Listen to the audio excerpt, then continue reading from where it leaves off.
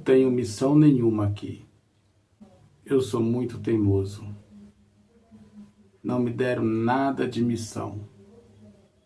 Nenhuma específica. Calma, eu explico. Meu nome é Rui e eu gostaria de trazer o tema como não tenho missão nenhuma aqui. Fique comigo até o final e descubra se você tem uma missão aqui. Ou se você está aqui como eu, sem missão nenhuma. Calma, eu vou explicar para vocês. Quando descobri minha raça, minha origem, o meu nome, minha civilização, quando eu descobri e acordei no meu eu superior, fiquei muito feliz no início, pois se tratava de algo muito desejado por mim. Mas quando descobri minha história, quando me passaram o que houve, quando me mostraram todo o trajeto até aqui, confesso para vocês que eu me entristeci demais. Porque nessa descoberta também descobri que eu nunca fui, nas encarnações que eu tive, algo importante. Eu nunca fui um rei, um príncipe, nunca fui um presidente, nunca fui nada disso. No máximo que cheguei a ser, fui um simples professor que dava aula para a criançada. Minha família cósmica veio aqui conversar comigo na 3D. Se apresentaram a mim, me passaram a minha missão. E não está nada relacionado como ser um grande mestre ou uma grande influência entre a humanidade. Se trata de algo muito particular a mim mesmo. Acredito eu que todos que vieram para cá devem ter tido essa mesma missão. Quando desci, recebi uma missão. A tarefa que recebi ao descer para cá foi ser humilde e respeitar a todos. Ou seja, aprender a amar. Depois disso, eles me mostraram os meus feitos, o que foi que eu fiz para poder estar vindo para cá. Quando eu descobri o que eu tinha feito lá, eu confesso que fiquei por meses muito triste, muito chateado comigo mesmo. Chorei muito até. E entendi o porquê de eu estar aqui. E realmente eu não vim para ajudar ninguém, mas vim para ser ajudado. E acredito que isso se dá com a maioria da humanidade. Em minhas vidas anteriores, que assim fora me mostrado, eu pude ver que eu não tive riquezas. Eu nunca tive também abundância na minha vida. Numa das minhas vidas, e essa foi a mais antiga que eu tive recordação, foi na Tailândia. Uma das memórias muito clara para mim. Vivenciei de novo toda aquela cena e realmente confirmei que eu estava ali e lembrei de tudo. Só que essa foi acredito eu, que essa foi a minha primeira encarnação aqui, quando me pediram para descer. Também já fui índio, eu caçava, eu era com os outros como guardiões da mata. Nessa época eu também via homens descendo o rio de barco. E eu e mais outros sempre se escondendo para que eles não pudessem nos ver. Essa também foi uma visão muito clara de uma das vidas que eu tive. Era aqui no Brasil mesmo. Foi me passado a data. eu também escrevi, mas neste momento eu não consigo lembrar de cabeça a data real. Mas se um dia eu achar, eu passo depois. O interessante é que a fisionomia do índio, eu era aquele índio de cabelo liso, pele avermelhada, eu acho muito bonito. Uma raça muito bela. Depois, em 1822, essa data eu lembro porque essa visão, essa lembrança foi muito forte. Essa que me impactou muito. Então, em 1822, eu era professor. Eu dava aula para crianças. Nessa época, nós passamos por uma crise, onde nós tivemos uma guerra civil, onde nessa época de 1822, eu acabei sendo morto, porque eu acreditava e eu lutava pelos direitos que nós acreditávamos na época. Agora estou aqui conversando com você. Não valeu a pena. Não valeu de nada. O que eu ganhei? Morri. Bom, naquela época também tinha uma esposa e 2 filhos. Minha esposa, ela não suportou de ouvir que eu havia morrido. E ela acabou pegando uma corda. Nós tínhamos um pé de árvore nos fundos da nossa casa.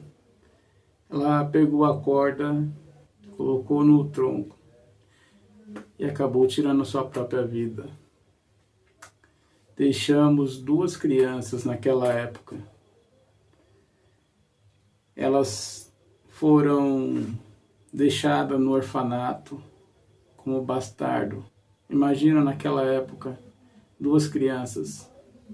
O que não teria acontecido com 2 crianças na época. Passaram muito sofrimento. Como foi que eu morri?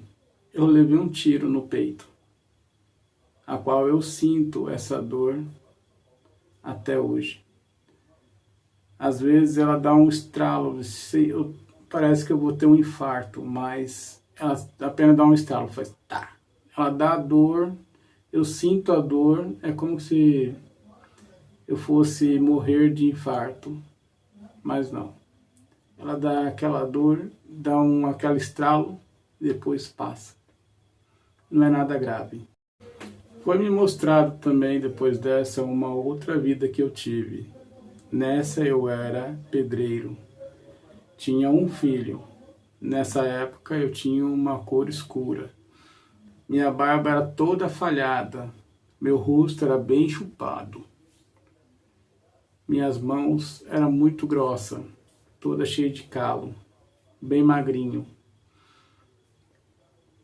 E minha esposa, na época, faleceu por causa do nascimento da criança. Eu e ele vivemos naquele período sozinho. Tivemos uma vida muito sofrida. Só que, porém, nessa época mesmo, me lembro eu de estar olhando no espelho, e ao olhar para o espelho eu passava a mão no meu rosto, fundo, e eu mesmo dizia, mais um rosto. Ou seja, naquela época eu já tinha uma ideia. Então meu filho, saindo, me chamou, papai, vem, vamos embora. Eu deixei o espelho e saí. Muitas lembranças. Numa outra lembrança que eu tive, lembranças fortes, não é como você lembrar do café da manhã que você nem lembra mais, mas são lembranças muito fortes. E você percebe que aquilo é lembranças suas. O sentimento vem também. Numa outra vida que eu tive, eu me vejo agora num quarto, meio que penumbra. E eu já velho, ali deitado numa cama sozinho. e ali eu morro abandonado, sozinho, sem família, sem filhos, sem netos. Triste. Agora, nesta vida, eu me deparo com aquela que foi minha esposa em 1822. E aqui, nesta vida, nos conhecemos, nos casamos, não tivemos filho. Vivemos por um tempo e nos separamos. Nesse período todo, conheci uma menina que ela era a mesma criança que nós abandonamos em 1822. E aquela criança que ficou comigo quando eu era pedreiro e estava só com uma criança e minha esposa havia falecido, essa esposa foi a mesma que estava comigo nessa vida. O interessante é que nessa vida eu conheci a criança que estava comigo, só que não era minha. Ela está com uma outra família. O interessante é que ela só veio, peguei no colo, vi ela, foi me mostrado que ela era um dos filhos que naquela época de 1822 nós deixamos. E agora, neste momento, eu não a vejo mais. Ou seja, nessa vida não tenho esposa, não tenho filho, e é bem provável que eu morra desse jeito. É uma escolha minha. Eu sei que para muitos parece triste. Depois que você descobre tanta coisa, depois que você percebe que a vida ela continua e que às vezes os laços familiares são apenas prisões, você prefere ficar só. O que mais me entristeceu em ter conhecido essa criança é que os pais dela vivem bebendo e se drogando. Ou seja, não terá uma vida fácil essa criança. Mas hoje, desapegado, não tenho mais sentimento nenhum por ela, nem pela nada, não tem mais sentimento nenhum. Então você percebe que apenas é como se fosse um teatro, que você vive uma vida, vive uma história, e aquilo passou. É claro que eu percebi, com todas essas lembranças, que você cria um vínculo e vai passando, e você acaba encarnando, reencarnando com as mesmas pessoas que você criou o mal ou o bem, mas existe um vínculo que você cria. É muito interessante essa perspectiva também. Então essa é uma das provas que eu tenho da reencarnação. São as minhas lembranças que me provam. Foi-me dito nessa vida que eu não tenho mais vínculo nenhum com elas e que minha dívida kármica com elas acabou. E que estou na hora de partir também. Já deu o que tinha que dar. A história deu-se um ponto final. Então, resumindo, percebi que nas vidas que eu tive, eu nunca tive riqueza, nunca fui nada, nunca tive nenhuma missão grande com ninguém, a não ser comigo mesmo. Como disse um pouco atrás, eu tive que aprender a ser humilde e a respeitar. Ou seja, aprender o amor. Foi nessa vida que eu descobri tudo o que eu sei hoje.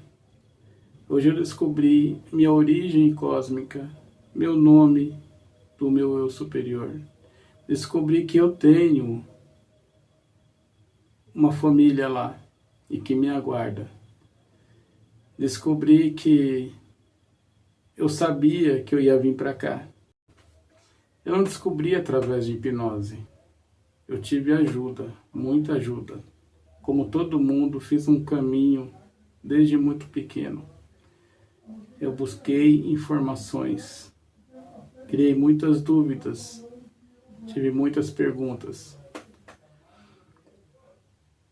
E eu agradeço muito a muitas pessoas que puderam nesse caminho ter me ajudado. Com o tempo eu vou falar muito mais sobre as pessoas que me ajudaram. E é por isso que o nome do canal é Um Caminho Fora de Mim. Foram outros caminhos, outros caminhantes que me ajudou. E é por isso, mesmo sem missão nenhuma, mesmo eu não sendo contatado para poder falar nada para vocês, eu mesmo assim eu me disponho para poder falar com vocês, porque eu sinto que é bom a gente poder pelo menos estar conversando, porque eu sei o quanto é ruim não ter ninguém para poder conversar. Eu passando um pouquinho das minhas informações para você, talvez ajude você a traçar um caminho também, porque eu sei que o caminho ele é bem espinhoso. Muitos que veem o meu vídeo, eles me perguntam, mas Rui, esse acordar, é o acordar realmente? É o despertar em algum lugar? Não é apenas uma filosofia de vida? Então eu digo para a pessoa que o despertar realmente é lá, e que os grandes mestres na época descobriram isso, e por isso falaram que aqui é o mundo de Maia, o mundo das ilusões, e que devemos acordar, despertar. Sim, realmente você está dormindo e tem alguém lá dormindo, que é você. A sua consciência ela está aqui, mas o seu corpo real está lá, dormindo.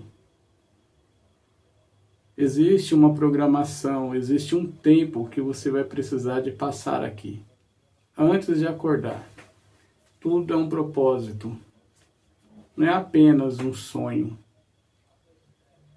Eu não sei te explicar o que realmente é isso aqui. Mas é muito bem feito, muito bem elaborado. E eu não tenho como te passar essas informações, porque as informações que eu tenho é muito pouca. Tem um vídeo que tem por nome Eu Acordei Lá. Ali eu explico como foi que eu acordei, o que eu vi. Dá um pulinho, você que não assistiu, dá uma olhada lá. É muito interessante. Eu acho que vai ser importante para você também. Antes de eu acordar lá, na minha mente, na minha cabeça, a minha raça, porque eu estava já buscando, a minha raça era uma. Vamos supor, era A. Quando eu acordei lá, eu vi que minha raça era B. Só que antes de acordar, eles já tinham me mostrado a minha raça e minha origem, mas eu não acreditava. Minha convicção era que minha origem era A. E na realidade, era B. Toda essa história que eu contei foi unicamente para poder te mostrar que não importa se você é rico, se você é alguém, ou se você não é um grande entre os mortais, ou se você é um grande médium, ou se você não é um contatado das estrelas. Só que o mais importante, e é isso que eu quero frisar, mesmo eu não tendo missão nenhuma, mesmo eu não tendo como te falar, eu sou um contatado, eu nunca vou poder falar isso, porque a minha missão não é essa. E eu já conversei com eles para saber da minha missão. E eles me passaram que a minha missão era só isso daqui mesmo. Não era nem para mim estar falando com vocês. Mas eu sou teimoso, como disse. Quero conversar, falar com vocês também sobre isso. Então, fora essa missão que eu tive, eu vejo que aqui é uma forma de manter você preso. Aprender algumas coisas. Acredito que eu vou aprender, como já aprendi muito. Mas é uma forma de te manter aqui. É como se eles tivessem criado um teatro e você vai passar um tempo. Sua mente, ela não pode ficar inerte, não pode ficar vagante. Então eles criaram tudo isso para a gente poder manter um tempo bem considerável aqui, até que o dia chegue. Quero também te convidar para você assistir a playlist que eu criei sobre a jornada do eu superior. Ali tem uns 7 a 8 vídeos que vai explicar direitinho, desde a sua vinda até a encarnação, e quais foram os responsáveis por você estar aqui. É muito interessante e é bom você assistir. Para quem estuda, isso é muito legal. Agradeço a presença de vocês, agradeço a companhia e agradeço ao universo por ter me dado mais uma oportunidade de estar aqui conversando com vocês, de coração para coração. Gratidão.